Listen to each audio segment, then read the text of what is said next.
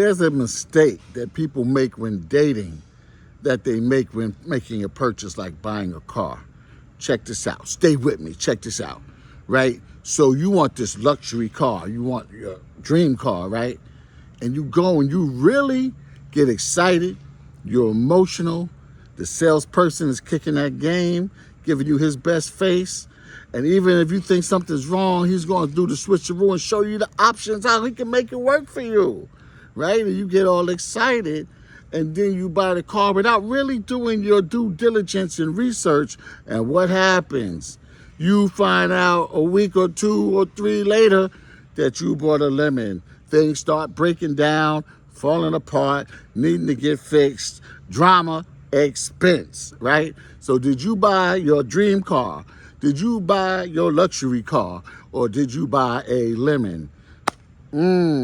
Right? If you bought a lemon, whose fault is it? It's your fault. So either you can try to fix this thing, or you can trade it in, or you can junk it and just start anew, right? And it's the same thing. I'm out here in this yard with these bugs. So it's the same thing with relationships. In relationships, we have something, now wait for it, called the script. The perfect script. We have it on minds. This is the perfect person I want. A lot of us, women, we already know they have a checklist. Men have it too. Men's checklist is shorter. Men's checklist is like, she fine. What else? She's fine, and she's fine. And maybe she has some money, and she's funny. You know what I'm saying? And she's cool and we got a lot in common. Okay, maybe. But women's checklist. Oh my God. He gotta make 100,000. Not all women. Don't bite.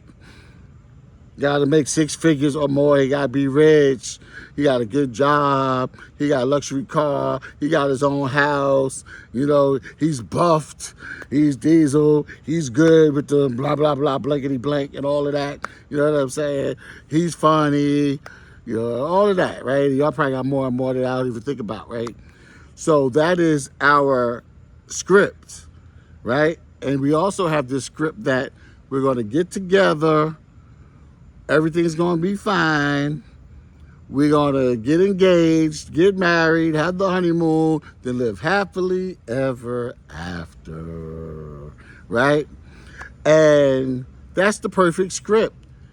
Now, what happens when that script breaks down sooner or later? What do? You didn't see it the other way. You didn't know these problems were going to occur, these obstacles, these differences. You wasn't ready for it. You weren't prepared, right? So we have to be realistic. Even though we're optimistic and excited at first, we have to know that life has its ebbs and flows, and that at some point, things are going to go different, and we're going to have to be adult enough, mature enough to be able to handle the problems, communicate, and deal with it. All right? All right. So on that note, I want you to remember this perfect script. Leave your comments, leave your questions, like, share, subscribe. All right? But remember, the perfect script is something that you do not want to fall into.